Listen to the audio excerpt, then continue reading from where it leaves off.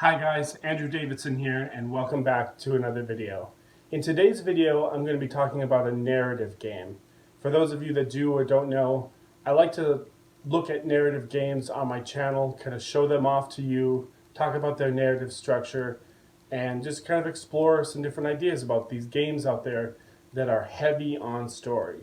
So, if you love board games, if you love story, I've got a good game for you today. So today we're going to be talking about a game called Comanauts. It's released by Plaid Hat Games and designed by Jerry Hawthorne. Now this isn't his first storybook narrative game, it's actually his second. His first was a game called Stuffed Fables, which you can probably see behind me here, that is geared a little bit more towards kids. His second is Comanauts, which is what I'm going to be talking about today. And then he has a brand new one from last year called Aftermath, which I have up here somewhere. And so, Comanauts, let's talk about it. So, first of all, the box is like this, Comanauts by Jerry Hawthorne. It is a storybook narrative game. For those of you that don't know, storybook games are games where you have a book and you basically use the book as the board. So here's the book. And without spoiling kind of too much, you will open up and lay this on the table and play on the, let me find a good page. You will play on the book. So you'll be placing your pieces and moving around, reading some story on this side. And so it all takes place like on this book. And when you get to the end of a certain scenario, you go to the back of the book and it'll tell you what's happening. So that's Comanauts. But let's talk about the story. The story of Comanauts and a little bit about the gameplay, but mostly the story. So in Comanauts, it is the not too distant future. And I have bad news for everybody. There's a small little rip, a black hole that has opened up that is going to destroy the world. It is getting bigger and stronger and is consuming the world, and scientists are saying this black hole is not going to stop. It is going to keep going until it just destroys the entire world. Well, luckily there's a man in the world. His name is Michael Strobel, I believe, is how you say his name. And he has this thing that he invented called the Mobius ring. Now, the Mobius ring is what basically can save the whole world. He has not built it. He has designed it. It's all up in his head. He's the one that can save the world by this Mobius string. Unfortunately, he suffers a coma, or he's in a coma, and he can't come out.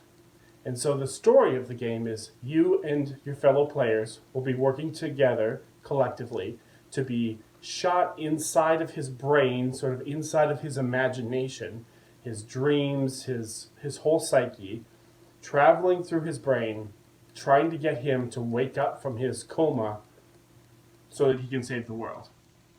Well, why is he not waking up from his coma? He's not waking up because he's being held prisoner by a bunch of personal demons from his past. For example, pride, self-doubt, and things like that. Those represent monsters, I guess you would say, bosses in the game. So each game that you kind of play through, you go through a certain part of his imagination to free him from those entities, those emotional things, so that he can wake up and save the world.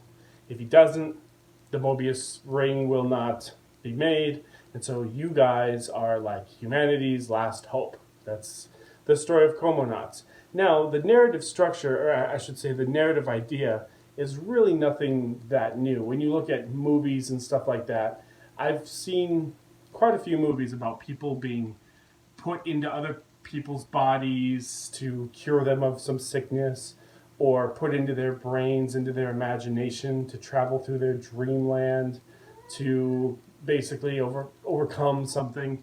Inception will obviously come to people's minds. There's another Robin Williams movie where he goes into someone's depressed psyche or something. I'm drawing a blank on it. But the point is this idea is nothing new. But in a board game, this is incredibly a new, novel idea.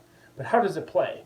Well, it plays cooperatively, like I said, and every time you play, you'll be selecting a random, what they call coma zone, and these zones are different parts of his imagination. So you're not necessarily just playing a certain setting like you would with Stuffed Fables or Aftermath. you're playing a bunch of kind of weird settings, and his imagination is kind of playing with you. So you could be walking with him to school, you're living through his memories, and he's walking to maybe college, but there's like people on flying rugs or something because his imagination is all wonkers or whatever. And so there's certain times where, for example, one of the scenarios is where you end up in kind of a 1940s noir nightclub, kind of jazz, sleazy nightclub, and you're beating these gangsters, and there's this nightclub owner that's got his arm on this girl, or his, metaphorical arms on this girl, and as you're going through, the imagination starts to fade, and you realize that the name and this person is someone that is from his past.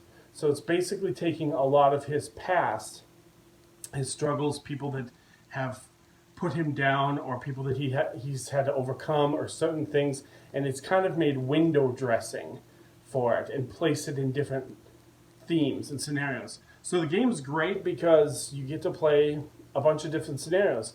The few that I've played, disclaimer, I have not played the full game.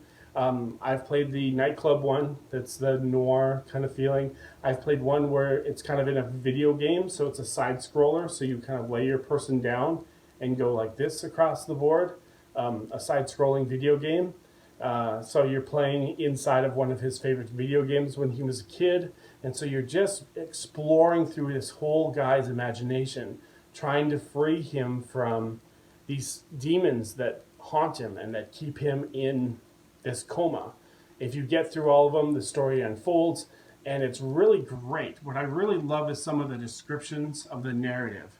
Like I said, when you shoot a bad guy, you get a glimpse of like a man in a white coat, or like a white lab coat. It glitches, so to speak, and you see someone that you didn't see before, but now when you look back, it's just a dead gangster that you just shot. And it's like, these are people that are constructed from his mind, but with a kind of a theme on it. And so you see some of the same names popping up throughout the different coma zones, but they have this window dressing on them. They're dressed differently. They might have an evil mustache or something, but you're like, Dr. So-and-so, that's the same name of the guy that helped him create the Mobius ring, but then they were best friends, but then they kind of broke up.